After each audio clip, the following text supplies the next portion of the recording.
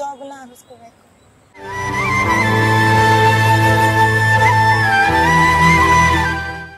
ತುಂಬಾ ಸತಿ ಕಳ್ಕೊಂಡ್ಬಿಟ್ಟು ಪಡ್ಕೊಂಡಿದ್ದೀನಿ ಅಕ್ಕ. ಈ ಮಾತು ಹೇಳಕ್ಕೆ ನನಗೂ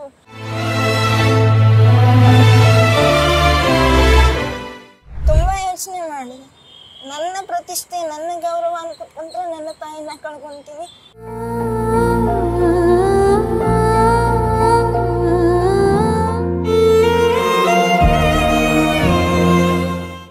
ಎಲ್ಲರ ಮಾತನ್ನು ಕಡೆಗಣಿಸಿ ಇದು ನನ್ನಲ್ಲಿ ಇರೋ ನೀವು ಛಲನಾರು ಅನ್ಕೊಳ್ಳಿ ಅಥವಾ ಹಠನಾರು ಅನ್ಕೊಳ್ಳಿ, ನನ್ನ ತಾಯಿನ ಇರೋ ತನ ಅವ್ರು ನನಗೆ ಹೆಂಗ್ ಪುಟ್ಟ ಮಗುವಾಗಿ ನೋಡ್ಕೊಂಡ್ರು ಆ ಥರ ನೋಡ್ಕೋಬೇಕು.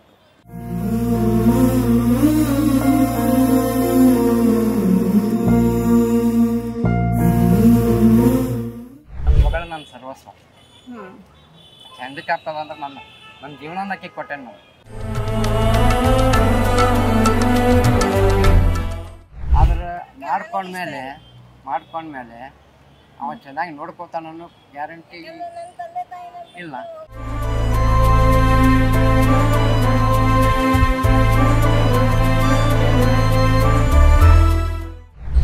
ನಾವು ಬೇಡ್ತೇವೆ, ತಿಂತೀವಿ.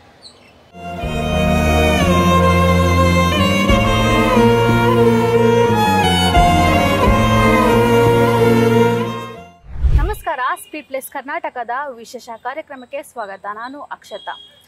ಇವತ್ತಿನ ದಿನಗಳಲ್ಲಿ ಅಪ್ಪ ಅಮ್ಮನ ದುಡ್ಡು ತೊಗೊಂಡು ಶೋಕಿ ಮಾಡೋದು ಜಾಸ್ತಿನೇ. ಯಾರನ್ನ ನೋಡಿದ್ರು ನಮ್ಮಪ್ಪ ದುಡ್ಡು ಮಾಡಿದ್ದಾರೆ, ಅವ್ರ ದುಡ್ಡಲ್ಲಿ ಶೋಕಿ ಮಾಡಬೇಕು, ಕೆಲಸ ಮಾಡಿದೆವು, ಇದನ್ನೆಲ್ಲ ನಾವು ತುಂಬ ನೋಡ್ತೀವಿ. ಆದರೆ ಇವತ್ತು ನನ್ನ ಜೊತೆ ಒಬ್ಬರು ಕೀರ್ತಿ ಅನ್ನೋರು ಇದ್ದಾರೆ. ಅವರು ವಿಕಲಚೇತನರು. ಆದರೂ ಅವರು ಯಾರ ಮೇಲೂ ಡಿಪೆಂಡ್ ಆಗ್ದಿರಾ ಅವರಪ್ಪ ಅವರಮ್ಮನ್ನ ನೋಡ್ಕೋಬೇಕು, ನಾನೇ ಏನಾದರೂ ಮಾಡಬೇಕು ಈ ಮೈಂಡಲ್ಲಿ ಇಟ್ಕೊಂಡು ಅವರೇ ಅದನ್ನು ನಡ್ಸ್ಕೊಂಡು ಹೋಗ್ತಾ ಇದ್ದಾರೆ. ನಾನು ಅವ್ರನ್ನ ಮಾತಾಡಿಸ್ತೀನಿ ಇವಾಗ. ಬನ್ನಿ. ಕೀರ್ತಿ ಅವರು, ನಮಸ್ತೆ ಅಕ್ಕ. ನಮಸ್ತೆ. ಎಲ್ಲಿದ್ರಿ ನೀವು ಇಷ್ಟು ದಿನ ಅಂತ? ನಂದು ಊರು ಬಂದ್ಬಿಟ್ಟು ಹುಬ್ಬಳ್ಳಿ ಅಕ್ಕ. ನಾನು ಇಲ್ಲಿಗೆ ಬಂದ್ಬಿಟ್ಟು 2.5 ವರ್ಷ ಆಗ್ತಾ ಬಂತು. ಮುಂಚೆ ಒಂದು ಕ್ಯಾಫೆಯಲ್ಲಿ ಕೆಲಸ ಮಾಡ್ತಿದ್ದೆ. ಕೆಫೆಯಲ್ಲಿ? ಹಾಂ. ಇವಾಗ ಕ್ಯಾಫೆ ಹೆಸರು ತಗೊಳಕ್ಕೆ ಇಷ್ಟ ಇಲ್ಲ, ಕಾರಣಾಂತರಗಳಿಂದ. ಸಾರಿ. ಆ ಕ್ಯಾಫೆಯಲ್ಲಿ ಕೆಲಸ ಮಾಡುವಾಗ ಅಲ್ಲೂ ನನ್ನಂಥವರೇ ವಿಕಲಚೇತನೆಲ್ಲ ಕೆಲಸ ಮಾಡ್ತಿದ್ರು. ಸೊ ನನ್ನ ಜೊತೆಗೆ ನನ್ನ ಪಪ್ಪ ಮಮ್ಮಿನೂ ಕೂಡ ಅಲ್ಲಿ ಕೆಲಸಕ್ಕೆ ಕರ್ಕೊಂಡ್ರು. ನನ್ನ ತಾಯಿಗೆ 1.5 ವರ್ಷ ಆದಮೇಲೆ ಅಥವಾ 1 ವರ್ಷ ಆದಮೇಲೆ ಅವ್ರಿಗೆ ಹೈ ಬಿ ಪಿ ಮತ್ತು ಶುಗರ್ ಮುಂಚಿಂದನೂ ಇತ್ತು. ಅವ್ರಿಗೆ ಹೊಟ್ಟೆಗೆ ಎಲ್ಲ ಅಂದರೆ ಹೊಟ್ಟೆಯಲ್ಲಿ ಸ್ಟೋನ್ ಆಗಿ ತುಂಬ ಪ್ರಾಬ್ಲಮ್ ಆಗಿ ಅದರಿಂದ ಶುಗರ್ ಮತ್ತು ಬಿ ಪಿ ಬಂತು. ಹೀಗಾಗಿ ಅವ್ರಿಗೆ ಕಣ್ಣು ಕೂಡ ಸರಿಯಾಗಿ ಕಾಣ್ದಂಗೆ ಹೋಯಿತು. ರಜೆ ಕೇಳಿದೆ ನಾನು. ಆ ಮೇಡಮ್ ತುಂಬ ಚೆನ್ನಾಗಿದ್ದಾರೆ, ಇಲ್ಲ ಅಂತಲ್ಲ. ಆ ಮೇಡಮ್ ರಜೆ ಕೊಟ್ಟು, ಬಟ್ ಅವ್ರಿಗೂ ಕಾರಣಾಂತರಗಳಿಂದ ತುಂಬ ದಿನ ರಜೆ ಕೊಡೋಕ್ಕಾಗಿಲ್ಲ, ನೀವು ಕೆಲಸನೇ ಬಿಟ್ಬಿಡಿ ಅಂತ ಸೂಕ್ಷ್ಮವಾಗಿ ಹೇಳಿದರು. ಆಮೇಲೆ ಅವರು ನಮಗೆ ತುಂಬಾ ಹೆಲ್ಪ್ ಮಾಡಿದ್ದಾರೆ. ನಾ ಹುಬ್ಬಳ್ಳಿಯಿಂದನೂ ಅಲ್ಲೇ ಕೆಲಸ ಮಾಡ್ತಾ ಬರ್ತಿದ್ದೆ. ಕೆಫೆಯಲ್ಲಿ ಏನು ವರ್ಕ್ ಮಾಡ್ತಾ ಇದ್ರಿ ನೀವು ಅಂತ? ಮ್ಯಾನೇಜರಾಗಿ ಕೆಲಸ ಮಾಡ್ತಿದ್ದೆ. ಕೆಫೆಯಲ್ಲಿ ಮ್ಯಾನೇಜರಾಗಿ ವರ್ಕ್ ಕ್ಯಾಶ್ ಮ್ಯಾನೇಜರಾಗಿ ಕೆಲಸ ಮಾಡ್ತಿದ್ದೆ. ಆ್ಯಕ್ಚುಲಿ ನಾನು ಓದಿದ್ದು 5th ಕ್ಲಾಸ್ ಮಾತ್ರ. 5th ಕ್ಲಾಸ್ ಮಾತ್ರ. ಆದರೂ ನನಗೆ ಹಿಂದಿ ಇಂಗ್ಲೀಷ್ ಎಲ್ಲ ಸ್ವಲ್ಪ ಚೆನ್ನಾಗಿ ಮಾತಾಡೋಕೆ ಬರುತ್ತೆ ಅಂತ ಅವರೇ ಸೆಲೆಕ್ಷನ್ ಮಾಡ್ಕೊಂಡಿದ್ದು. ಆ ಕೆಲಸ ಮಾಡ್ತೀನಂದ್ರೂ ನನಗೆ ನಂಬಿಕೆ ಇರಲಿಲ್ಲ. ನನ್ನ ತಾಯಿ ಮತ್ತು ಆ ಮೇಡಮಿಂದಾಗಿ ನಾನು ಮಾಡಿದೆ ಅಲ್ಲಿ ಕೆಲಸ. ಒಂದು ಸುಮಾರು ವರ್ಷಗಳ ಕಾಲ ಮಾಡಿದೆ. ತುಂಬ ಗುತ್ತಿಗೆ ಮಟ್ಟ ಬಂದ ಮೇಲೆ ಆ ಕೆಲಸ ಬಿಡಲೇಬೇಕಾಗುಂಟು. ಯಾಕಂದರೆ ನನಗೆ ಹೆಂಗಿತ್ತು ಗೊತ್ತಾ, ಒಂದು ನನ್ನ ತಾಯಿನ ಆರಿಸ್ಕೋಬೇಕು, ಇಲ್ಲ ಜಾಬ್ನ ಆರಿಸ್ಕೋಬೇಕು ಅಂತ ಇದರಲ್ಲಿ ನಾನು ನನ್ನ ತಾಯಿನ ಆರಿಸ್ಕೊಂಡೆ. ಯಾಕಂದರೆ ಜಾಬ್ ಇಲ್ಲಾಂದರೆ ಮತ್ತೆ ಏನಾದ್ರು ಮಾಡ್ಬೋದು, ಆದರೆ ತಾಯಿ ಇಲ್ಲ. ನನಗೆ ತಂದೆ ತಾಯಿ ಇಬ್ಬರನ್ನೂ ಬಿಟ್ಟು ಇರೋಕ್ಕಾಗಲ್ಲ. ಯಾಕಂದರೆ ನನಗೆ ಹಾರ್ಟ್ ಪ್ರಾಬ್ಲಮ್ ಇದೆ. ಮತ್ತು ಈವನ್ ವಾಶ್ರೂಮ್ಗೂ ಹೋಗ್ಬೇಕಂದ್ರೂ ನನ್ನ ತಂದೆ ಸಹಾಯ ನನಗೆ ಬೇಕೇ ಬೇಕು. ಏನಾಗಿತ್ತು ನಿಮ್ಮ ತಾಯಿಗೆ ಅಂತ? ಅವರಿಗೆ ಅದೇ ಹೇಳಿದ್ನು, ಬಿ ಪಿ ಶುಗರಿಂದ ಇವಾಗ ತುಂಬ ಸಣ್ಣಕ್ಕಾಗಿದ್ದಾರೆ. ಅಂದರೆ ಸ್ಟಾರ್ಟಿಂಗಿಂದ ಅವರಿಗೆ ಸ್ಟೋನ್ ಆಪ್ರೇಷನ್ ಆಯಿತು.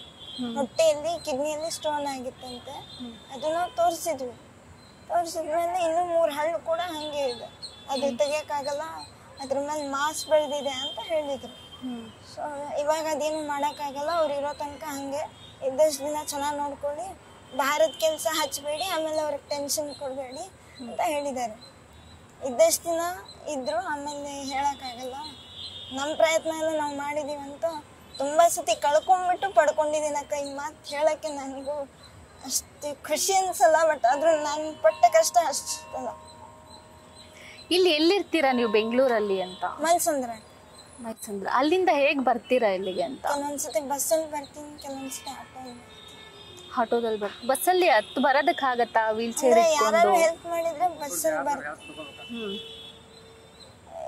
ಯಾರು ಹೆಲ್ಪ್ ಮಾಡಿದ್ರೆ ಬಸ್ಸಲ್ಲಿ ಬರ್ತೀವಿ. ತುಂಬಾ ರಶ್ ಇದ್ರೆ ಆಟೋದಲ್ಲಿ. ನೀವ್ ಯಾರ್ಯಾರು ಇದ್ದೀರಾ ಮನೆಯಲ್ಲಿ? ಯಾವ ತರ ಇದೆ? ನಾನು, ಅಪ್ಪ, ಅಮ್ಮ, 3 ಜನ. ಇವಾಗ ಅಲ್ಲಿ ವರ್ಕಲ್ಲಿ ಪ್ರಾಬ್ಲಮ್ ಆಯಿತು, ಅಲ್ಲಿ ಕೆಲಸ ಬಿಟ್ಟ ಮೇಲೆ ನೀವು ಈ ಜಾಬ್ನ ಆಯ್ಕೆ ಮಾಡ್ಕೊಂಡಿದ್ದ? ಅಂದರೆ ಪರವಾಗಿಲ್ಲ, ನಾವು ಏನೋ ಒಂದು ಜೀವನ ಸಾಗಿಸ್ಬೇಕು. ಖಾಲಿ ಕೂತ್ಕೊಂಡು ಉಪವಾಸ ಸಾಯೋಕ್ಕಿಂತ ನನಗೆ ಹಸುವಾದಾಗ ಊಟ ಕೊಟ್ಟಿದ್ದು ನನ್ನ ತಾಯಿ. ಅವರು ಗಂಜಿ ಕುಡ್ದಾದ್ರು ನನಗೆ ಹೊಟ್ಟೆ ತುಂಬ ಊಟ ಹಾಕಿದ್ದಾರೆ. ಅವ್ರಿಗೆ ಶುಗರ್ ಮಾತ್ರ ಇಲ್ಲ ಅಂದರೆ ಇರೋಕ್ಕಾಗ್ತಿರ್ಲಿಲ್ಲ. ನನ್ನ ಹತ್ರ ಅವಾಗ ಕಾಸು ಇದ್ದಿದ್ದಿಲ್ಲ. ಕಲ್ತ 5ನೇ ಕ್ಲಾಸಿಗೆ ಯಾರು ಹಿಂಗೆ ಕೊಡ್ತಾರೆ? ಕೊಟ್ಟರು ಕೂಡ ತುಂಬ ಕೆಟ್ಟ ದೃಷ್ಟಿಯಿಂದ ನೋಡ್ತಾರೆ. ಹೊರಗಡೆ ಹೋಗಿ ಏನಾದ್ರು ಮಾಡ್ತೀನಪ್ಪ ಅಂದರೆ ಜನಗಳ ಕೆಟ್ಟ ದೃಷ್ಟಿ, ಕೆಟ್ಟ ಮಾತುಗಳು ನನ್ನ ಕಡೆ ತಡ್ಕೊಳಕ್ಕಾಗಲ್ಲ ಅಂತ. ಅದಕ್ಕೆ ನಾನೇನು ಮಾಡಿದೆ, ತುಂಬ ಯೋಚನೆ ಮಾಡಿದೆ.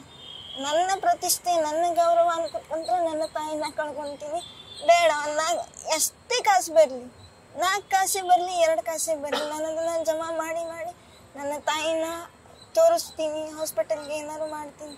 ನನಗೆ ಬರೋದು ಕೂಡ 14,000 ಪೆನ್ಷನ್ ಅಂತ. ಒಂದು 4-5 ತಿಂಗಳು ಅದು ಬಂದಾಗಿತ್ತು. ಇವಾಗ ಹೋದ ತಿಂಗಳಿಂದ ಸ್ಟಾರ್ಟ್ ಆಗಿದೆ, ಬಟ್ ಈ ತಿಂಗಳದ್ದು ಇನ್ನೂ ಜಮಾ ಆಗಿಲ್ಲ. ನೀವು ಹುಬ್ಳಿಯವರು ಅಂತ ಹೇಳಿದ್ರಲ್ವಾ, ಹುಬ್ಳಿಯಲ್ಲಿ ಯಾವ ತರ ಇತ್ತು? ಅಲ್ಲಿ ನೀವು ಮನೆ ಇರ್ಬೋದು, ಏನು ವ್ಯವಸ್ಥೆ? ಅಲ್ಲೂ ಬಾಡಿಗೆ ಮನೆ ಅಕ್ಕ, ಬಟ್ ಅಲ್ಲಿ ಅಪ್ಪ ಅಮ್ಮ ಇಬ್ಬರೇ ಕೆಲಸ ಮಾಡ್ತಿದ್ರು. ಆಮೇಲೆ ನಾನು ಆ ಕ್ಯಾಫೆಗೆ ಜಾಯ್ನ್ ಆದೆ. ಆ ಕ್ಯಾಫೆಯಿಂದ ಆ ಕ್ಯಾಫೆ ಬ್ರಾಂಚಸ್ ಇಲ್ಲೂ ಕೂಡ ಓಪನ್ ಆಯ್ತು. ಅಲ್ಲಿಂದಾನೇ ಇಲ್ಲಿ ಕರೆಸ್ಕೊಂಡ್ರು. ಅಲ್ಲಿಂದಾನೆ ಕರ್ಸ್ಕೊಂಡ್ರಿ. ಇವಾಗ ಎಲ್ಲಿ ಬಾಡಿಗೆ ಮನೆ ಎಲ್ಲ ಇರೋದು ನೀವು? ಬೆಂಗಳೂರಲ್ಲಿ ಬಾಡಿಗೆ ಮನೆಯಲ್ಲೇ ಇದ್ದು, ಇಲ್ಲೂ ಬಾಡಿಗೆ ಮನೆ. ಅಲ್ಲಿ ಕೆಲಸ ಬಿಟ್ಮೇಲೆ ಯಾವ ತರ ಜೀವನ ಮಾಡಕ್ ಸ್ಟಾರ್ಟ್ ಮಾಡಿದ್ರಿ ಅಂತ? ಇವಾಗ ನಾವು ನೋಡ್ದಂಗೆ ಬಂಡಿ ಮಕ್ಕಳಮ್ಮ ಟೆಂಪಲ್ ಮುಂದೆ ಕುತ್ಕೊಂಡಿದ್ರಿ ನೀವು. ಸೊ ಅದಾದ್ಮೇಲೆ ನಾವು ತಿಳಿದ ಮಟ್ಟಿಗೆ ಇಲ್ಲಿ 2 ತಿಂಗಳಿಂದ ಇಲ್ಲಿ ಇದ್ದೀರಾ ಅಲ್ವಾ? ಸೊ ಈ ಹಿಂದೆ ಏನ್ ಮಾಡ್ಕೊಂಡಿದ್ರಿ ಅಂತ ನೀವು?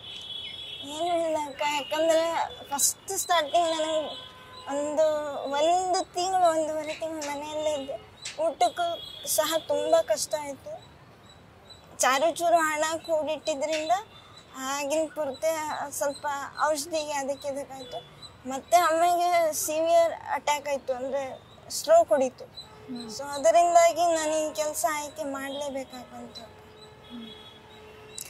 ನಿಮಗೆ ಹಾರ್ಟ್ ಪ್ರಾಬ್ಲಮ್ ಇದೆ ಅಂತ ಹೇಳಿದ್ರೆ, ನಿಮ್ಮ ಇದು ಏನು ವಿಕಲಚೇತನರ ಕಡೆಯಿಂದ ಏನಾದರೂ ಹೆಲ್ಪ್ ಆಯ್ತಾ ಅಂತ? ಏನೂ ಆಗಿಲ್ಲ, ಯಾಕಂದರೆ ನಾನು 6.5 ತಿಂಗಳು ಹುಟ್ಟಿದ್ರಿಂದ ಒಂದು ನರ ತುಂಬ ಸಣ್ಣಗೆ ಬೆಳೆದಿದೆ ಅಂತ ಹೇಳಿದ್ದಾರೆ. ಇವಾಗಲೂ ಕೂಡ ತುಂಬ ಜೋರಾಗಿ ಮಾತಾಡೋಕ್ಕಾಗಲ್ಲ ನನಗೆ. ಇವಾಗ ನೀವು ನಾರ್ಮಲ್ ಆಗಿ ಜಸ್ಟ್ ಕೀರ್ತಿ ಅಂತ ಏನೋ ಮಾತಾಡ್ಸೋಕೆ ಬರ್ತೀರ, ನಾನು ಬೆಚ್ಚಿ ಬಿದ್ದುಬಿಡ್ತೀನಿ. ನನಗೆ ಗೊತ್ತೇ ಆಗಲ್ಲ ಅದು. ಹೀಗಾಗಿ ನನಗೆ ನನ್ನ ತಂದೆ ತಾಯಿ ಎಲ್ಲೂ ಒಬ್ಬಳನ್ನೇ ಬಿಡಲ್ಲ. ನನ್ ಖುಷಿ ಇದೆ ಅಕ್ಕ, ನನ್ನ ತಂದೆ ತಾಯಿನ ಇಷ್ಟ್ರ ಮಟ್ಟಿಗೆ ನಾನು ಅಂದ್ರೆ ಅನ್ಕೊಂಡಿದ್ದಷ್ಟು ಮಟ್ಟಿಗಲ್ಲ, ತಕ್ಕ ಮಟ್ಟಿಗೆ ನಾನು ನೋಡ್ಕೊಂತೀನಲ್ಲ. ನಾನು ಯಾರ ಮೇಲೂ ಭಾರ ಆಗಿಲ್ಲ, ಯಾಕಂದ್ರೆ ನಾನು ಕೈ ಚಾಚಿ ಬೇಡಿದ್ರೆ 4 ಕಾಸು ಹುಟ್ಟುತ್ತೆ. ಅದರಿಂದ ನಂಗೆ ಒಂದು ತನ್ನ ಸಿಗುತ್ತೆ, ಅದು ಖುಷಿ ಇದೆ. ನೀವು ಅವಾಗಲೇ ಹೇಳಿದ್ರಿ ನನ್ನ ಹತ್ರ, ಏನು ನಮ್ಮ ಅಮ್ಮಂಗೆ ಆಪ್ರೇಷನ್ ಮಾಡಿಸೋದಕ್ಕೋಸ್ಕರ ನಾನು ಬಡ್ಡಿಗೂ ಸಾಲ ಮಾಡಿದೆ ಅಂತ. ಇತ್ತೀಚೆಗೆ ಬಡ್ಡಿ ಜಾಸ್ತಿ ಆಗಿ ಸಾಲನೂ ಮಾಡೋದು ಬಿಟ್ಟಿದ್ದೀರಿ ಅಂತ. ಅಂದ್ರೆ ನಿಮ್ಮನ್ನ ನೋಡಿ ಬಡ್ಡಿನೂ ಇಸ್ಕೊಳ್ಳೋರು ಇದ್ದಾರ ಜನ? ನಿಮ್ಮ ಹತ್ರ ಬಡ್ಡಿ ತಗೊಳ್ತಿದ್ರ ಅಂತ? ತಗೊಳ್ತಾರೆ, ಅವ್ರದ್ದು ಜೀವನ ಅಲ್ಲ. ಯಾರಿಗೂ ನೀವು ಮಾಡೋ ತಪ್ಪು ಅದು ಅವ್ರ ಹೊಟ್ಟೆಪಾಡು, ಇದು ನಮ್ಮ ಹೊಟ್ಟೆಪಾಡು. ಸೊ ಹಿಂಗಾಗಿ ನಾನು ಯಾರಿಗೂ ಏನೂ ಹೇಳಲ್ಲ. ಏನೋ ಅಣ್ಣ ಒಂದು ಸ್ವಲ್ಪ ಕಡಿಮೆ ಕೊಡಿ ಅಂತ ಕೇಳ್ಬೋದು, ಆದರೆ ಅವರು 1 ಟೈಮ್ ಬಿಡ್ತಾರೆ, 2 ಟೈಮ್ ಬಿಡ್ತಾರೆ. ಜಾಸ್ತಿ ಟೈಮ್ ಅವ್ರಿಗೂ ಬಿಡೋಕ್ಕಾಗಲ್ಲ ಅಕ್ಕ. ಅದಕ್ಕೆ ಇವಾಗ ಹೇಗಿದ್ದಾರೆ ನಿಮ್ಮಮ್ಮ? ಹುಷಾರಾಗಿದ್ದಾರ? ಅವ್ರಿಗೂ ಏನೋ ಸರ್ಜರಿ ಮಾಡಿಸ್ತಾ ಇದ್ದೀನಿ ಅಂತ ಹೇಳಿದ್ರೆ, ಆಪರೇಷನ್? 2 ಕಣ್ಣು ಆಪರೇಷನ್ ಆಯ್ತಕ್ಕ. ನಾನು ನಂಬಿರೋ ದೇವರುಗಳಿಂದನೇ ಅಲ್ಲಿ ಬರೋ ಭಕ್ತಾದಿಗಳು ನನ್ನ ಕೈ ಹಿಡಿದ್ರು, ಅಥವಾ ಅಮ್ಮ ಅವ್ರ ರೂಪದಲ್ಲಿ ಕೈ ಹಿಡಿದ್ರು ಅಂತ ಹೇಳ್ಬೋದು. ಆಯ್ತು, 2 ಕಣ್ಣು ಆಯ್ತು ಆಪರೇಷನು. 75,000 ರೂಪಾಯಿ ಮಟ್ಟ ಖರ್ಚು ಬಂತಕ್ಕ. ಅಂದ್ರೆ ಎಲ್ಲ ಸೇರಿ 2 ಕಣ್ಣಿಗೂ ಸೇರಿ ಅದು ಏನೇನೋ ಔಷಧಿ ಒಂದು ಕೆಲವೊಂದಿಷ್ಟು ಟೈಮ್ ಹಾಕಿದ್ರು. ನನ್ನ ಹತ್ರ ಪ್ರತಿ ಸತಿ ಇರ್ತಿತ್ತು ಡಾಕ್ಯುಮೆಂಟ್ಸ್. ಇವತ್ತು ಮನೆಯಲ್ಲಿ ಬೇಗ ಬೇಗ ಅರ್ಜೆಂಟಲ್ಲಿ ಬರುವಾಗ ಬಿಟ್ಟು ಬಂದೆ. ಪ್ರತಿ ಸತಿ ನಾನು ತೊಗೊಂಡ್ಬರ್ತೀನಿ. ಯಾಕಂದರೆ ಹೀಗೆ ಒಂದು ಕೇಳಕ್ಕೆ ಕುಂತಾಗ ಜನಗಳಲ್ಲಿ ಏನು ಬರುತ್ತೆ, ಅಯ್ಯೋ ಇವರು ಬೇಡ್ಬಿಟ್ಟು ಇದು ದುಡ್ಡು ಮಾಡ್ಕೊತಾರೆ ಅಥವಾ ಈ ಹುಡುಗಿನ ಎಲ್ಲಿಂದನೂ ಕರ್ಕೊಂಡ್ಬಂದಿದ್ದಾರೆ. ಆದರೆ ಆ ಥರ ಯಾವುದೂ ಇಲ್ಲ. ನಿಮ್ಮ ಫ್ಯಾಮಿಲಿ ಕಡೆಯಿಂದ ಯಾರು ಹೆಲ್ಪ್ ಮಾಡಲ್ವಾ? ನಿಮ್ಮ ರಿಲೇಟಿವ್ ಇರ್ಬೋದು, ನಿಮ್ಮ ಫ್ಯಾಮಿಲಿ ಬ್ಯಾಕ್ಗ್ರೌಂಡ್ ಯಾವುದು ಇತ್ತು ಅಂತ? ನಮ್ಮ ಫ್ಯಾಮಿಲಿಯಲ್ಲಿ ಎಲ್ಲರೂ ಚೆನ್ನಾಗೇ ಇದ್ದಾರೆ ಅಕ್ಕ. ಅಂದರೆ ವೆಲ್ ಸೆಟೆಡ್ ಇದ್ದಾರೆ. ಯಾರು ಹೆಲ್ಪ್ ಮಾಡಲ್ವಾ ಅವರು ಅಂತ? ನಿಮಗೆ ಬೇಕಾದಾಗ ಕೇಳಿ ನಾವು ಮಾಡ್ತೀವಿ ಅಂತಾರೆ, ಬಟ್ ಮುಂದೆ ಬಂದು ಯಾರು ಮಾಡೋದಕ್ಕ. ಯಾಕಂದರೆ ಈ ಥರ ಹುಟ್ಟಿದ್ದೀನಿ ಅಂತ ಅವ್ರಿಗೂ ಇನ್ನು ಬೇಜಾರು ಏನೋ ಗೊತ್ತಿಲ್ಲ. ಎಲ್ಲದ್ರಿಂದನೂ ನಮ್ಮನ್ನು ಸ್ವಲ್ಪ ದೂರನೇ ಇಟ್ಟರು. ಅದೇ ನೀವು ಯಾವತ್ತೂ ಕೇಳಲಿಲ್ವಾ ಅವ್ರ ಹತ್ರ ಈ ಥರ ನಮ್ಗೆ ಇವಾಗ ನಿಮ್ಮ ಅಮ್ಮಗೆ ಒಂದು ಹುಷಾರಿರ್ಲಿಲ್ಲ ಅಂತ ಹೇಳಿದ್ರಿ, ಈ ಥರ ಪ್ರಾಬ್ಲಮ್ ಇದೆ ಏನೋ ಒಂದು ಏನು ಹೇಳಲಿಲ್ವಾ ಅವ್ರ ಹತ್ರ? ಕೇಳಿದರೆ ಕೊಡ್ತಿದ್ರೇನೋ ಅಕ್ಕ, ನಾನು ಇಲ್ಲ ಅಂತ ಹೇಳಿಲ್ಲ.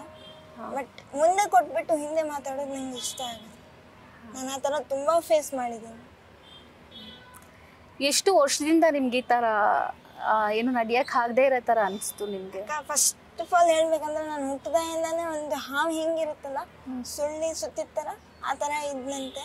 ನಮ್ಮಮ್ಮ ನನಗೆ ಅದೇನೋ ನಾಟಿ ಔಷಧಿ ಕೊಡಿಸಿ ಕಾಲು ಎಲ್ಲ ಮಾಲಿಶ್ ಮಾಡಿಸಿ ಈ ಥರ ಇಷ್ಟಾದ್ರೂ ಕುತ್ಕೊಳ್ಳೋ ಥರ ಅಥವಾ ಇಷ್ಟಾದ್ರೂ ಮಾತಾಡೋ ಥರ ಮಾಡಿದ್ದಾರೆ. ನನ್ನ ಬಾಯಲ್ಲಿ ಫುಲ್ ಎಲ್ಲ ಜೊಲ್ಗಿಲೆಲ್ಲ ಸೋಲಿ ಒಂಥರ ಮಾತಾಡೋಕ್ಕೆ ಆಗ್ತಿರ್ಲಿಲ್ಲ. ಇವಾಗ ಇಷ್ಟಾದ್ರೂ ನಾಟಿ ಔಷಧಿ ಎಲ್ಲ ಕೊಡಿಸಿ ಮಾಡಿದ್ದಾರೆ. ಅದಕ್ಕೋಸ್ಕರ ಅವ್ರು ಅವತ್ತು ಅಷ್ಟು ಕಷ್ಟಪಟ್ಟಿದ್ದಾರೆ. ಇವತ್ತು ನಾನು ಸ್ವಲ್ಪ ಅವ್ರ ಮಟ್ಟಿಗೆ ಕಷ್ಟಪಡದೇ ಇರ್ಬೋದು, ತಕ್ಕ ಮಟ್ಟಿಗಾದರೂ ಪಟ್ಟು ನನ್ನ ತಂದೆನಾಗಲಿ ತಾಯಿನಾಗಲಿ ವೃದ್ಧಾಶ್ರಮಕ್ಕೆ ಬಿಡೋಕೆ ನಂಗೆ ಇಷ್ಟ ಇಲ್ಲ. 5ನೇ ಕ್ಲಾಸ್ ತನಕ ಓದಿದ್ರಿ ಅಂತ ಹೇಳಿದ್ರಿ, ಕಂಟಿನ್ಯೂ ಮಾಡ್ಬೋದಿತ್ತೇನೋ ಓದ್ಬೋದಿತ್ತೇನೋ ಅಂತ, ಅಲ್ಲಿ ಓದ್ತಾ ಇದ್ರಾ ಅಂತ? ಓದ್ಬೋದಿತ್ತಕ್ಕ. ಅಂದರೆ ಅಲ್ಲೂ ಗಾಡಿದು ಮತ್ತು ಟಾಯ್ಲೆಟ್ದು ಅಷ್ಟೊಂದು ಸೌಕರ್ಯ ಇರಲಿಲ್ಲ. ರೋಡ್ ಮೇಲೇ ಬಿಟ್ಟು ಹೋಗ್ತಾ ಬಂದರು ಅವರು.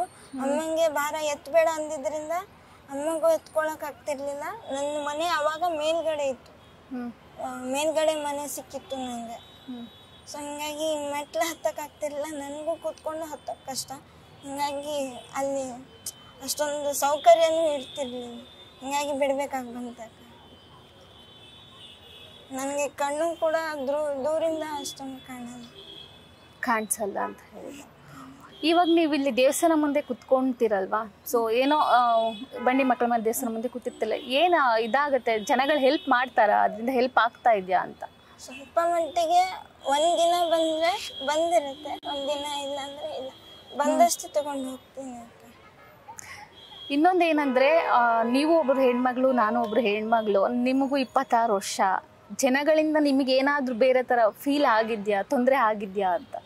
ಮಾತಾಡ್ತಾರೆ, ತುಂಬ ಥರ ಮಾತಾಡ್ತಾರೆ. ಅವ್ರು ಮಾತಾಡ್ತಾರೆ ಅಂದ್ಬಿಟ್ಟು ನಾನು ಹಿಂದೆ ಸರಿದ್ರೆ ನನ್ನ ಫ್ಯಾಮಿಲಿ ನೋಡ್ಕೊಳಕ್ಕಿಲ್ಲ ಅಕ್ಕ. ಎಲ್ಲರ ಮಾತನ್ನು ಕಡೆಗಣಿಸಿ ಇದು ನನ್ನಲ್ಲಿ ಇರೋ ನೀವು ಛಲನಾರು ಅಂದ್ಕೊಳ್ಳಿ ಅಥವಾ ಹಠನಾರು ಅಂದ್ಕೊಳ್ಳಿ, ನನ್ನ ತಾಯಿನ ಇರೋ ತನ ಅವ್ರು ನನಗೆ ಹೆಂಗೆ ಪುಟ್ಟ ಮಗುವಾಗಿ ನೋಡ್ಕೊಂಡ್ರು ಆ ಥರ ನೋಡ್ಕೊಳ್ಬೇಕು, ಅಷ್ಟೇ ನನಗಿರೋದು. ನಿಜ ಹೇಳಬೇಕು ಅಂದರೆ ನೀವು ಒಂಥರ ಗ್ರೇಟ್ ಅಂತ ಅನಿಸುತ್ತೆ. ಯಾಕೆ ಅಂತಂದರೆ ಇವಾಗಿನ ಇದರಲ್ಲಿ ತುಂಬ ಜನ ಬೇರೆ ಮೇಲೆ ಡಿಪೆಂಡ್ ಆಗೋದು ಜಾಸ್ತಿ. ನೀವು ಈ ಪರಿಸ್ಥಿತಿಯಲ್ಲಿ ಇದ್ದರೂ ಕೂಡ ನಿಮ್ಮಮ್ಮ ಬಗ್ಗೆ ನಿಮ್ಮ ಅಪ್ಪ ಬಗ್ಗೆ ಅಷ್ಟು ಒಂದು ಕೇರ್ ತೊಗೊಳ್ತಿದ್ದೀರಲ್ಲ, ಏನು ಸ್ಫೂರ್ತಿ ಅಂತ? ನಿಮ್ಮಮ್ಮನೇ ಸ್ಫೂರ್ತಿನಾ ಅಂತ ಹೇಗೆ? ಏನು ಸ್ಫೂರ್ತಿ ಅಂತಲ್ಲ, ಎಷ್ಟೋ ಜನ ಮಕ್ಕಳಿಗೆ ನೀವು ನೋಡಿರ್ತೀರಿ, ಕಾಲಿದ್ರೂ ಆಯಿತು ಇನ್ನೇನು ಆಯಿತು ಅವ್ರ ತಂದೆ ತಾಯಿ ಹಾಸ್ಟೆಲ್ಗಾದರೂ ಬಿಡ್ತಾರೆ ಅಥವಾ ಬೇರೆ ಎಲ್ಲರೂ ಬಿಡ್ತಾರೆ. ನನ್ನ ತಂದೆ ತಾಯಿ ಇವತ್ತಿನವರೆಗೂ ನನಗೆ ಹಂಗೆ ಮಾಡಿಲ್ಲ ಅಕ್ಕ. ಅವ್ರ ಮೈ ಕೈಯಲ್ಲಿ ಎಷ್ಟು ಶಕ್ತಿ ಇತ್ತು ಅಷ್ಟು ದೇವ್ರುಗಳಿಗೆ ಅಡ್ಡಾಡಿದ್ದಾರೆ ನನ್ನ ಮಗಳಿಗೆ ಕಾಲು ಬರಲಿ ಅಂತ. ನನ್ನ ಮಗಳು ಒಂದು ಪ್ರತಿಷ್ಠಿತ ವ್ಯಕ್ತಿ ಆಗಲಿ ಅಥವಾ ಅವಳ ಜೀವನ ಅವಳು ರೂಪಿಸ್ಕೊಳ್ಳಿ ಅಂತ ನನ್ನ ತಾಯಿ ಆಗಲಿ ನನ್ನ ತಂದೆ ಆಗಲಿ ಪಡೆದೇ ಇರುವಂಥ ಕಷ್ಟ ಇಲ್ಲ. ಅವ್ರ ಕಷ್ಟ ನೋಡಿ ನೋಡಿ ನನಗೂ ಅದೇ ಬಂದ್ಬಿಡ್ತೇನೋ ಗೊತ್ತಿಲ್ಲ. ಅವ್ರು ನನ್ನ ಬಗ್ಗೆ ಎಷ್ಟು ಕಾಳಜಿ ತೊಗೊತಾರೆ, ನಾವು ಅದರಲ್ಲಿ ಒಂದು 10%, ಅವ್ರು 90% ತೊಗೊಂಡ್ರೆ ನಾನು 10% ಅದ್ರ ತೊಗೊಂಡು ಮಾಡಬೇಕು. ಅವಾಗಿಂದ ಆ್ಯಕ್ಚುಲಿ ಅಮ್ಮ ಬಗ್ಗೆ ಜಾಸ್ತಿ ಹೇಳ್ತಾ ಇದ್ದೀರಾ. ಅಪ್ಪ ಯಾವ ಥರ ನೋಡ್ಕೋತಾ ಇದ್ರು ನಿಮಗೆ? ಅವ್ರು ಏನು ಕೆಲಸ ಮಾಡ್ತಾಯಿದ್ರು ಅಂತ? ಅಪ್ಪ ಫಸ್ಟು ಒಂದು ಪೆನ್ನಿನ ಏಜೆನ್ಸಿಯಲ್ಲಿ ಕೆಲಸ ಮಾಡ್ತಿದ್ರು. ಆಮೇಲೆ ಇದೇ ಕ್ಯಾಫೆಗೆ ಬಂದರು. ಆಮೇಲೆ ಅಲ್ಲಿಂದ ಇಲ್ಲಿಗೆ ಬಂದ್ವಿ. ಅದೇ ಇಲ್ಲಿಗೆ ಶಿಫ್ಟ್ ಆದ್ವಿ. ನಡೀತಿತ್ತು ಅಕ್ಕ. ಅಂದರೆ ಬರ್ತಾ ಬರ್ತಾ ಹೆಂಗೆ ನಮಗೆ ಸಮಸ್ಯೆಗಳು ಜಾಸ್ತಿ ಆದವು. ಇಲ್ಲಿ ಸ್ವಲ್ಪ ನಮಗೆ ಫೈನಾನ್ಷಿಯಲಿ ಅಷ್ಟೊಂದು ಇದನ್ನಾಗಲಿಲ್ಲ. ಅಂದರೆ ಒಂದು ಕಡೆ ನೋಡಿದರೆ ಒಂದು ಕಡೆ ನೋಡದೇ ಇರೋ ಥರ ಆಯಿತು. ಇವಾಗ ಕೀರ್ತಿ ಅವ್ರಿಗೆ ಬಂದು ಹುಟ್ಟದಾಗಿಂದನೂ ಈ ತರ ಕಾಲಿದಾಗಿದೆ ಅಂತ ಹೇಳಿದ್ರಿ. ಅವ್ರಿಗೊಂದು ಏನಾದ್ರು ಆಸ್ಪತ್ರೆಗೆ ತೋರಿಸಿ ಅದನ್ನ ಚಿಕಿತ್ಸೆ ಕೊಡಿಸ್ಲಿಲ್ವಂತ? ಅಂದ್ರೆ ನಡಿಯಕ್ಕೆ ಆಗಲ್ಲ. ಇದೇ ತರ ಸಿಚುವೇಶನ್ ಹಿಂಗೆ ಇದೆ. ಯಾಕಂದ್ರೆ ಅವಾಗ ಇದನ್ನ ಕೊಡ್ತೀವಿ ಅಂದ್ರೆ 2 ಕೈಲಿ ಹಿಡ್ಕೊತಾರಲ್ಲ, ಅದು ಕೊಡ್ತೀವಿ ಅಂದ್ರೆ ಅವ್ರಿಗೆ ನರದಲ್ಲಿ ಶಕ್ತಿ ಇಲ್ಲ. 7 ತಿಂಗಳಲ್ಲಿ ಹುಟ್ಟಿದಾಗಲ್ಲ, ಈಗ ನಾವು ಆಕಿ ಕಣ್ಣು ಮುಂದೆ ನೋಡ್ತಾ ಇರೋದು ಭಾಳ ಅಪರೂಪ ಅಂತ ತಿಳ್ಕೊಬೇಕು ನೀವು. ಡಾಕ್ಟರ್ ಹುಟ್ಟಿದಾಗ ಹಿಂಗೆ ಹುಟ್ಟಿದ ಬಳಿನ ತೀರ್ಕೊಂಡೆ ಅರ್ಬಿ ಸುತ್ತಿ ಕೊಟ್ಟಿದ್ರು ಆಕೆಗೆ. ಈಕಿನ ನಾವು ಕಾಜಿನ ಪೇಟೆಯೊಳಗೆ ಇಟ್ಟು ಬದುಕಿಸಿ. ಹಾರ್ಟ್ ಪ್ರಾಬ್ಲಮ್ ಇದೆ ಅಂತ ಹೇಳಿದ್ರು ಅವರು. ಅದು ಸರ್ಜರಿ ಆಯ್ತಾ? ಸರಿ ಹೋಗಿದ್ಯಾ? ಸರಿ ಅಂದ್ರೆ ಅದು ಬೆಚ್ಚಿ ಬೀಳ್ತಾಳೆ ಅವಳು. ಆಕೆಗೆ ಯಾರು ಜಾಸ್ತಿ ಜೋರು ಮಾತಾಡಲ್ಲ. ನಾವಾದ್ರೂ ಮನೆಯಲ್ಲೇ ಏನು ಬೈಯಲ್ಲ, ಏನಿಲ್ಲ. ಎಷ್ಟು ನಕ್ಕೊಂಡು ಮಾತಾಡ್ತೀವಿ ಅಷ್ಟು ಚೆನ್ನಾಗಿರ್ತಾಳೆ ಅವಳು. ಹೆದರ್ತಾಳೆ, ಸ್ವಲ್ಪ ಜೋರು ಮಾಡಿದ್ಕೊಂಡು ಹೆದರ್ಬಿಡ್ತಾಳೆ. ಅವರು ಎಜುಕೇಶನ್ 5ನೇ ಕ್ಲಾಸ್ಗೆ ಬಿಟ್ಬಿಟ್ರು ಅಂತ ಹೇಳಿದ್ರು. ಕಂಟಿನ್ಯೂ ಮಾಡಿಸ್ಬೋದಿತ್ತ ನೀವು? ನಮ್ದು ಅವರು ದುಡ್ಡು ಬೇಕಲ್ಲ, ಕಂಟಿನ್ಯೂ ಮಾಡಿಸ್ಬೋದು ಅಂತ ತಿಳ್ಕೊಡ್ರಿ. ದುಡ್ಡು ಬೇಕಲ್ಲ. ನಮ್ಮ ಪೇಮೆಂಟ್ ಎಷ್ಟು ಇರ್ತೈತೆ ಎಲ್ಲ ಸಣ್ಣ ಸಣ್ಣ ಪೇಮೆಂಟ್ ಎಲ್ಲ. ಮನೆ ಪೇಮೆಂಟ್ ಕೊಟ್ಟು, ಮನೆಗೆ ಹಾಕ್ಕೊಂಡು ಬಾಡಿಗೆ ಕೊಟ್ಟು, ಅಲ್ಲಿನೂ ಬಾಡಿಗೆ ಮನೆ ಇವ್ರನ್ನ ಕಲಿಸ್ಬೇಕಂಗೆ 5ನೇ ಮಟ್ಟ ಹೆಂಗೋ ಕಲಿಸಿದ್ವಿ. ಅದು ಹ್ಯಾಂಡಿಕ್ಯಾಪ್ ಸಾಲಿಗೆ ಕಳಿಸಿದ್ವಿ. ಆದ್ರೆ ಅಲ್ಲಿ ಸ್ವಲ್ಪ ವ್ಯವಸ್ಥೆ ಸರಿ ಇರಲಿಲ್ಲ. ಭಾಳ ಎಲ್ಲ ಗಲೀಜು, ಬೇರೆ ಹುಡುಗರು ಗಲೀಜು ಮಾಡೋದು ನೋಡಿ ಒಂಥರ ಮಾಡಿಕೊಂಡ್ರು. ಸ್ವಲ್ಪ ದಿವಸ ಆರಾಮಿಲ್ಲ ಮರ್ಕೊಂಡ್ರು. ಅದನ್ನೆಲ್ಲ ನೋಡಿ ಒಳ್ಳೆ ನಿಮ್ಗೇನಾದರೂ ಅನ್ಸಿತ್ತಾ ಈ ಥರ ಹ್ಯಾಂಡಿಕ್ಯಾಪ್ಟ್ ಮತ್ತೋದ್ರು ಅವರು ಬೇರೆ ಇದಕ್ಕೆ ಹಾಕ್ಬೇಕು? ನಾರ್ಮಲಿ ಅವ್ರಿಗೆ ಒಂದು ಇದಿರುತ್ತೆ ಆಶ್ರಮ. ಏನು ಬೇಜಾರು ಮಾಡ್ಕೊಂಡಿಲ್ಲ. ನಾವು ಹುಟ್ಟಿದ್ರು ನಾವು ಸಾಕೊಂತರ ಬಂದಿರ್ತೀವಿ. ಗೊತ್ತಿಲ್ಲ ನಾವು ಕೈ ನಾವು ಎಲ್ಲಿ ಹೋದ್ರು ನಮ್ಮ ಕೂಡ ಇರ್ಬೇಕಾಗಿ. ಮತ್ತು ಯಾವ್ದು ಹಾಸ್ಟೆಲ್ಗಾಗಲಿ ಆಶ್ರಮಗಾಗಲಿ ಹಾಕಿಲ್ಲ, ಹಾಕೋದು ಇಲ್ಲ. ನಮ್ಮ ಲೈಫ್ ಇರೋ ಮಟ್ಟ ನಮ್ಮ ಜೊತೆನೇ ಇಟ್ಕೋತೀವಿ. ನಾವು 3 ಜನನೂ ಕೂಡ ಇರ್ತೀವಿ. ಯಾಕಂದರೆ ಈಗ ನಾನು ಬಿಟ್ಟರೆ ಅವರಿಬ್ಬರದ್ದು ಪರಿಸ್ಥಿತಿ ನೋಡೋಕ್ಕೆ ಯಾರಿಲ್ಲ. ನಮ್ಮ ಮನೆಯವ್ರು ಬಿಟ್ಟರೆ ನಮಗೆ ಇವ್ರಿಗೆ ಅವ್ರನ್ನ ಬಿಟ್ಟು ಇವ್ರಿಗೆ ಇರೋಕ್ಕಾಗಲ್ಲ. 3 ಜನನೂ ಒಟ್ಟಿಗೆ ಇರ್ಬೇಕು. ನಾವು ಎಂಥ ಪರಿಸ್ಥಿತಿ ಇರಲಿ ಇವತ್ತು ನಾವು ಒಂದು ದಿವಸ ಒಬ್ಬರನ್ನ ಬಿಟ್ಟು ಒಬ್ಬರು ಇರೋಂಗಿಲ್ಲ. ನಾವು 3 ಜನನೂ ಕೂಡಿ. ಇವಾಗ ನೀವು ದೇವಸ್ಥಾನದ ಮುಂದೆ ಹಿಂಗೆ ಬರ್ತೀರಾ, ಸೊ ಅವರು ಬೇಡ್ತಾರೆ, ನೀವೊಂದು ಹಿಂದೆ ಇರ್ತೀರಾ. ನಿಮ್ಗೆ ಯಾವತ್ತಾದರೂ ಇವು ಜೀವನ ಸಾಕಪ್ಪ ಆ ಥರ ಅನ್ನಿಸ್ತಾ ನಿಮಗೆ ಅಂತ? ಇಲ್ಲ, ಈ ಜೀವನ ಸಾಕಂತ ಅನಿಸಿಲ್ಲ. ಯಾಕಂದ್ರೆ ಹುಟ್ಟಿದ ಮಕ್ಕಳು ಸಾಕೊಂಡು ನಾವು ಜೀವನದಾಗ ಇರೋ ಮಟನೂ ನಾವು ಸಾಕ್ಬೇಕಾಗ್ತದಲ್ಲ. ಇಷ್ಟಕ್ಕೆ ನಾ ಸಾಕಂತ ಬಿಟ್ಟು ಅಂದರೆ ಇವಳು ನೋಡೋರು ಯಾರು? ನಮ್ಮ ಜೀವನ ಇಷ್ಟಕ್ಕೆ ಸಾಕಂತ ಬಿಟ್ಟು ನನಗೆ ವಯಸ್ಸಾದರೂ ಅಡ್ಡಿಲ್ಲ. ನಾ ಇನ್ನೂ ಮಟನೂ ನನಗೆ ಎಷ್ಟು ಶಕ್ತಿ ಮೇಲೆ ಬೇಡ್ತೀನಿ ಅವ್ರು ಸಾಕೊಂತಿರ್ತೀನಿ. ನಾವು 3 ಜನ ಕೂಡ ಇರ್ತೀವಿ. ನಾವೊಬ್ಬರನ್ನೊಬ್ಬರು ಬಿಟ್ಟಿರೋದು. ಯಾಕಂದ್ರೆ ಅದು ತುಂಬಾ ಅನ್ಸ್ಬಿಡುತ್ತೆ. ಯಾಕಂದ್ರೆ ಈಗ ನಿಮ್ಗೂ ಒಂದು ಕೆಲಸ ಹೋಯ್ತು, ಅವರು ಒಂದು ಕೆಫೆಯಲ್ಲಿ ಕೆಲಸ ಹೋಯ್ತು. ಬೇಡಕತ್ತೆ ಅಂತೇಳಿ ನನ್ನ ಜೀವನ ಬೇಸರ ಆಗೈತೆ ಅಂದ್ರೆ ಇವಳು ನೋಡ್ಕೊಳ್ಳೋದು, ನಮ್ಮ ಮನೆಯವ್ರು ನೋಡ್ಕೊಳ್ಳೋದು ಯಾರು? ಈಗಿನ ಕಾಲ ಮಂದಲ್ಲಿ ಯಾರು 10 ಪೈಸೆ ಕೊಡಲ್ಲ. ಹೌದು, ನಾವು ಬೇಡಿದ್ರೆ ನಮ್ಗೆ ಕೊಡ್ತಾರೆ. ನಾವು ಮನೆಯಲ್ಲೇ ಅಥವಾ ಇಲ್ಲೆಲ್ಲರೂ ಹಿಂಗೆ ವರ್ಕ್ ಅಂತ ಕೇಳಿದ್ರೆ ಯಾರು ಕೊಡ್ತಾರೆ? ಇಲ್ಲ. ಅಲ್ಲೇ ಹೋಗಿ ಕೇಳ್ಬೇಕಲ್ಲ. ದುಡ್ಡು ಎಲ್ಲಿ ಹುಟ್ಟುತ್ತೆ, ಒಂದು ದೊಡ್ಡ 4 ದುಡ್ಡು ಅಲ್ಲೇ ಕೇಳ್ಬೇಕಾಗ್ತದೆ. ಇಲ್ಲಾಂದ್ರೆ ನಮ್ಮ ಜೀವನ ನಡೆಯಲ್ಲ. ಯಾಕಂದ್ರೆ ಅದು ನಾರ್ಮಲ್ ಒಬ್ಬ ಮನುಷ್ಯ ಅಂದ್ರೆ ಅದು ಅನ್ಸ್ಬಿಡತ್ತೆ, ಯಾಕಪ್ಪ ಈ ಜೀವನ ಅನ್ಸಿಲ್ಲ, ಅನ್ಸೋದು ಇಲ್ಲ. ಯಾಕಂದ್ರೆ ಮೇನ್ ಮೊದಲೇ ಮಾತು ಹೇಳ್ಬೇಕಂದ್ರೆ ನನ್ನ ಮಗಳು ನನ್ನ ಸರ್ವಸ್ವ. ಹ್ಯಾಂಡಿಕ್ಯಾಪ್ ಅಂದ್ರೆ ನನ್ನ ಜೀವನ ಆಕೆ ಕೊಟ್ಟೇನೆ. ನಾನು ಹೆಂಗೆ ಎಷ್ಟು ಅಲ್ಲಿ ಮಟ್ಟ ನಂಗೆ ಸಾಧ್ಯ ಇತ್ತು ಅಲ್ಲಿ ಮಟ್ಟ ನಾನು ಸಾಕ್ತೀನಿ. ಆಕಿನ ಬಿಟ್ಟು ನಾನು ಇರೋದಿಲ್ಲ. ಈಗ ಮುಂದೆ ಅವ್ರ ಜೀವನ ಏನ್ ಮಾಡ್ಬೇಕು ಅನ್ಕೊಂಡು? ಯಾಕಂದ್ರೆ 26 ವರ್ಷ ಆಗಿದೆ ಅವರಿಗೆ. ಸೊ ಏನೋ ಒಂದು ಮದ್ವೆ ಆಗಿದ್ವಿ ಏನಾದ್ರೂ ನಿಮ್ಮ ತಲೆಯಲ್ಲಿ ಇದೆಯಾ ಅಂತ? ಮದುವೆ ಮಾಡ್ಬೇಕನ್ನೋದು ಐತಿ. ಆದ್ರೆ ಮಾಡ್ಕೊಂಡ್ಮೇಲೆ ಅವ ಚೆನ್ನಾಗಿ ನೋಡ್ಕೋತಾನ ಅನ್ನೋ ಗ್ಯಾರಂಟಿ ಇಲ್ಲ. ಈಗ ಚಲೋ ಹೆಣ್ಮಕ್ಳಿಗಿನ ಬಿಟ್ಬಿಡ್ತಾರೆ. ಇಂಥವ್ಳು ನೋಡ್ಕೊತಾನ ಅನ್ನೋದು ಏನು ಗ್ಯಾರಂಟಿ? ಅವಳು ಮದ್ವೆನೇ ಬೇಡ ಅಂತ, ನಾನು ಹಿಂಗೆ ಇರ್ತೀನಿ ಅಂತ ತಂದೆ ತಾಯಿ ಕೂಡ ಹಿಂಗೆ ಇರೋದು ಚಲೋ.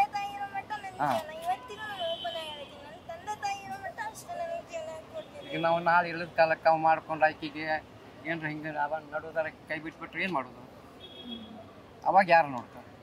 ಅಲ್ಲ ಬಟ್ ಅವ್ರ ಜೀವನಕ್ಕೆ ಏನೋ ಒಂದು ಇರ್ಬೇಕಲ್ವಾ ಮುಂದೆ, ಯಾಕಂದ್ರೆ ಅವ್ರಿಗೆ ಇನ್ನೂ 26 ವರ್ಷ ಇವಾಗ. 26 ವರ್ಷ ಅವಳು ಅದು ನೆಂಟ್ಲಿಂದ ತೆಗೆದ್ಬಿಟ್ಟಲ್ಲ ತಲೆಯಲ್ಲಿ, ಮದ್ವೆ ಬೇಡ. ಯಾಕಂದ್ರೆ ಟಿವಿಗೆ ಹಿಂಗೆಲ್ಲ ನೋಡ್ತಾಳೆ, ಜನರದೆಲ್ಲ ನೋಡ್ತಾಳೆ, ಅದೆಲ್ಲ ನೋಡಿ ತಲೆಯಾಗ ಏನು ಅನ್ಸ್ಬಿಟ್ಟಿರುತ್ತೆ, ಮದ್ವೆನೇ ಬೇಡ, ಹಿಂಗೆ ಇರೋದು ಚಲೋ. ಹಿಂಗೆ ಇರೋದಂದ್ರೆ ಯಾರ್ದೋ ಮನೆಗೆ ಹೋಗಿ ಜೀತದಾಳಾಗಿ ದುಡಿಯೋಗಿಂತ ನನ್ನ ತಂದೆ ತಾಯಿಗೋಸ್ಕರ ದುಡಿತೀನಕ್ಕ, ಅದ್ರಲ್ಲಿ ನಂಗೆ ಖುಷಿ. ನಿಮಗೆ ಎಷ್ಟು ಫೀಲ್ ಆಗುತ್ತೆ? ಯಾಕಂದ್ರೆ ಈಗಿನ ಕಾಲದಲ್ಲಿ ಮಕ್ಕಳು ತಂದೆ ತಾಯಿ ದುಡ್ಡಲ್ಲಿ ಶೋಕಿ ಮಾಡೋರು ಜಾಸ್ತಿ. ಜೊತೆಗೆ ತಂದೆ ತಾಯಿ ಏನೋ ತಂದು ಕೊಡ್ತಾರೆ, ನಾವು ತಿಂದ್ಕೊಂಡು ಕುತ್ಕೋಬೇಕು ಮನೆಯಲ್ಲಿ ಅನ್ನೋರು ಜಾಸ್ತಿ. ನಿಮ್ಮ ಮಗಳು ನಮ್ಮ ಅಪ್ಪ ಅಮ್ಮನೇ ನನಗೆ ಸರ್ವಸ್ವ, ನಾನು ಅವ್ರಿದ್ರೇನೆ ನಾನು, ಅವ್ರಿಗೋಸ್ಕರ ನಾನು ಎಲ್ಲ ಮಾಡ್ತೀನಿ ಅಂತ ಹೇಳ್ತಾರೆ. ನಿಮ್ಗೆ ಏನು ಅನ್ಸುತ್ತೆ ಅವ್ರದ್ದು ಒಂದು ಇದ್ರ ಬಗ್ಗೆ? ನನಗೆ ಭಾಳ ಅನಿಸ್ತದೆ. ಯಾಕಂದ್ರೆ ಎಲ್ಲರೂ ಕೂಡಿ ದುಡಿಯೋನು, ಎಲ್ಲರೂ ಕೂಡಿ ಇರೋನು, ಎಲ್ಲರೂ ಇದ್ದಿದ್ರಾಗೆ ಎಲ್ಲರೂ ಕೂಡಿ ತಿನ್ನೋನು, ಈ ಥರ. ಯಾಕೆ ಹೇಳ್ತಾ ಇದ್ದೀರಾ? ನನಗೆ ನನ್ನ ಅದು ಬಂದಿಲ್ಲ ಆಗ್ತದೆ. ನಮ್ಮ ಅಷ್ಟನ್ನ ಅಕ್ಕಿ ತಂದು ಹಿಂಗೆ ಮಾತಾಡಕತ್ಕೊಳ್ಳಿ ಅಕ್ಕಿ ಬಗ್ಗೆ ನನಗೆ ಅದು ದುಃಖ ಭಾಳ. ಇಂಥ ಅಷ್ಟು ಚೆನ್ನಾಗಿ ನೋಡ್ಕೊಳ್ಳೋ ಮಗಳಿದ್ದಾರೆ, ನೀವೆಲ್ಲ ಅದ್ರ ದುಃಖನೇ. ಯಾಕಂದ್ರೆ ನಾವು ಅವಾಗ ಹೆಂಗೆ ಸಾಕೊಂಡು ಬಂದಿದ್ದೀವಿ ಅದು ನಮಗೆ ಗೊತ್ತು.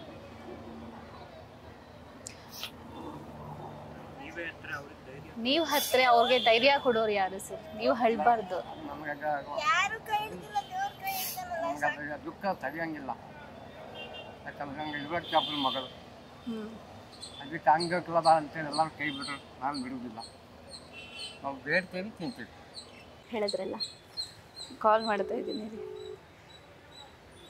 ಯಾಕಂದ್ರೆ ಸೇಮ್ ಹೆಸರಕ್ಕ, ಸೇಮ್ ಹೆಸರು ಅಂತ ಅವ್ರ ಹತ್ರ ಮಾತಾಡಬೇಕು ಅಂತ ಹೇಳಿದ್ರಾ? ಹಂಗಿಲ್ಲ, ಅವ್ರದ್ದು ತುಂಬ ನೇರ ನುಡಿ. ಮತ್ತೆ ನಾನು ಆ ಪಾಪುದಿದ್ದೀನಿ ಆದಾಗ ತುಂಬ ನೋಡಿದ್ದೀನಿ, ಅವ್ರು ತುಂಬ ನ್ಯಾಯಯುತವಾಗಿ ಮಾತಾಡಿದ್ರು, ನಂಗೆ ತುಂಬ ಖುಷಿ ಆಯಿತು. ಯಾಕಂದರೆ ನಮ್ಮಂಥವ್ರಿಗೋಸ್ಕರ ಅಂಥವ್ರು ನಿಲ್ತಾರಲ್ಲ, ನಂಗೆ ತುಂಬ ಖುಷಿ ಆಗುತ್ತೆ.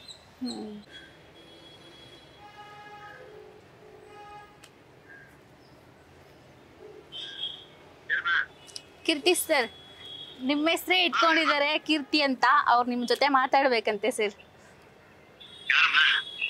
ಅಣ್ಣ ನಮಸ್ತೆ. ಅಣ್ಣ ನಮಸ್ಕಾರ. ಯಾರಿದು? ನನ್ನ ಹೆಸರು ಕೀರ್ತಿ ಅಂತನಾ. ಇವಾಗ ಸದ್ಯಕ್ಕೆ ಬಂಡಿ ಮಹಾಕಾಳಿ ಟೆಂಪಲ್ ಹತ್ರ ಇದ್ದೀನಿ. ನನ್ನ ಮನೆ ಬಂದ್ಬಿಟ್ಟು ಮಲ್ಸಂದ್ರ ಅಣ್ಣ. ಇಲ್ಲೇ ಟೆಂಪಲ್ ಅಲ್ಲಿ ಸಿಕ್ಕಿದ್ರೆ ಅಣ್ಣ. ಮುಂದಿನ ಕತೆ ಅಕ್ಕ ಹೇಳ್ತಾರೆ. ಸಾರಿ, ಮಾತಾಡು. ನನಗೆ ಆಗ್ತಿಲ್ಲ ಅಕ್ಕ, ಸಾರಿ. ಇಲ್ಲ ಇಲ್ಲ, ನೋಡ್ಬೇಕು ಅಂದಲ್ಲ, ನೋಡುವ. ನೀವೇ ಇಟ್ಕೊಂಡು ಮಾತಾಡಿ, ಆರಾಮಾಗಿ ಮಾತಾಡಿ. ನನ್ನ ಮನೆ ಪರಿಸ್ಥಿತಿ ಅಷ್ಟೊಂದು ಚೆನ್ನಾಗಿ ಇದ್ದಿಲ್ಲ, ಅದಕ್ಕೆ ನಾವು ಬೇಡಿ ಜೀವನ ಮಾಡ್ತೀವಣ್ಣ. ನಂದು ಸ್ವಂತ ಊರು ಬಂದ್ಬಿಟ್ಟು ಹುಬ್ಳಿ, ಬಟ್ ಇರೋದು ಇಲ್ಲೇ ಮಲ್ಸಂದ್ರದಲ್ಲಿ. ಅಮ್ಮ ಅಪ್ಪ ಇದ್ದಾರೆ, ಅಪ್ಪ ಇಲ್ಲೇ ಇದ್ದಾರೆ, ಅಮ್ಮ ಮನೆಯಲ್ಲಿದ್ದಾರೆ. ಅಮ್ಮಂಗೆ ಹುಷಾರಿಲ್ಲ. ಥ್ಯಾಂಕ್ಸ್ ಅಣ್ಣ. ಮಾತಾಡಿದ್ರಣ್ಣ. ಥ್ಯಾಂಕ್ಸ್ ಅಣ್ಣ. ನಮಸ್ಕಾರ ಸರ್. ನಮಸ್ಕಾರ. ನಮಸ್ಕಾರ. ಚೆನ್ನಾಗಿದ್ದೀರಿ? ಹಾಂ, ಚೆನ್ನಾಗಿದೆ ಸರ್. ಆಯ್ತು ಸರ್, ಥ್ಯಾಂಕ್ಸ್. ಆಯ್ತಮ್ಮ, ಹುಷಾರಮ್ಮ. ಹಾಂ, ಥ್ಯಾಂಕ್ಸ್ ಅಣ್ಣ. ಭೇಟಿ ಮಾಡ್ಲಿಕ್ಕೆ. ಸರಿ ಅಣ್ಣ, ಬನ್ನಿ. ಫಸ್ಟ್ ಟೈಮ್ ಏನಾಯ್ತು? ಖುಷಿ ಆಯ್ತಾ? ಖುಷಿನ ಆಯ್ತು, ಮತ್ತೆ ಭಯನೂ ಆಯ್ತು ಅಕ್ಕ. ಸ್ವಲ್ಪ ಭಯ ಯಾಕೆ? ಏನೋ ಗೊತ್ತಿಲ್ಲ. ಅವ್ರದ್ದು ಜೊತೆ ಅಂತಲ್ಲ, ಬೇರೆ ಯಾರ್ದಾರ ಜೊತೆ ಹಿಂಗೆ ಮಾತಾಡ್ಬೇಕಂದ್ರೆ ತುಂಬ ಭಯ ಆಗುತ್ತೆ. ಅರ್ಥ ಮಾಡ್ಕೊಳ್ಳೋರು ಸಿಕ್ಕರೆ ಅರ್ಥ ಮಾಡ್ಕೊತಾರೆ ಬಿಡಪ್ಪ ಅನ್ನಿಸ್ಬೋದು, ಬಟ್ ಬೇರೆ ಥರ ಅರ್ಥ ಮಾಡ್ಕೊಂಡ್ರೆ ಕಷ್ಟ. ಅವರೇ ಅಂತಲ್ಲ, ನಾನು ಬೇರೆಯವ್ರ ಬಗ್ಗೆನೂ ಹೇಳ್ತಿದ್ದೀನಿ. ಯಾಕೆ ಯಾರಾದ್ರೂ ರೇಗ್ ಬಿಡ್ತಾರೆ, ಸರಿಯಾಗಿ ಮಾತಾಡಲ್ಲ ಅಂತನಾ? ದುಡ್ಡಿನಗೋಸ್ಕರ ಬೇಡಕ್ಕೆ ಬರ್ತಾರೆ, ಈಗ ಬೇಡ್ಬಿಟ್ಟು ತುಂಬ ದುಡ್ಡು ಮಾಡ್ಕೊತಾರೆ, ಆ ಥರ ಈ ಥರ ತುಂಬ ಕೆಟ್ಟದಾಗಿ ಮಾತಾಡ್ತಾರಕ್ಕ. ಇಲ್ಲ, ಇನ್ಮೇಲೆ ಒಳ್ಳೇದಾಗತ್ತೆ ಎಲ್ಲದೂ. ನೋಡಿದ್ರಲ್ವಾ, ಇಷ್ಟ ತನಕ ಕೀರ್ತಿ ಅನ್ನೋರು ನನ್ನ ಜೊತೆ ಇದ್ದರು. ಅವ್ರ ಲೈಫಲ್ಲಿ ಏನೇನು ಪ್ರಾಬ್ಲಮ್ಸ್ ಇದೆ ಎಲ್ಲನೂ ಸಹ ನನ್ನ ಜೊತೆನೂ ಹೇಳ್ಕೊಂಡ್ರು. ಯಾರ್ಯಾರು ಈ ವಿಡಿಯೋ ನೋಡ್ತೀರಾ ಅವರು ಬಂಡಿ ಮಹಾಕಾಳಮ್ಮ ದೇವಸ್ಥಾನದ ಮುಂದೆನೇ ಕೂತ್ಕೊಂಡಿರ್ತಾರೆ. ಆದಷ್ಟು ನಿಮ್ಮ ಕೈಲಿ ಎಷ್ಟಾಗುತ್ತೋ ಅಷ್ಟು ಹೆಲ್ಪ್ ಮಾಡಿ ಅಂತ ಕೇಳ್ಕೊತೀನಿ ಅಷ್ಟೇ. ನಾವು ಅಷ್ಟೇ ನಮ್ಮ ಕೈಲಿ ಎಷ್ಟಾಗುತ್ತೋ ನಾವು ಅಷ್ಟು ಹೆಲ್ಪ್ ಮಾಡ್ತೀವಿ. ನೋಡ್ತಾ ಇರಿ ಸ್ಪೀಡ್ ಪ್ಲಸ್ ಕರ್ನಾಟಕ. ನಮಸ್ಕಾರ. Speed plus Karnataka.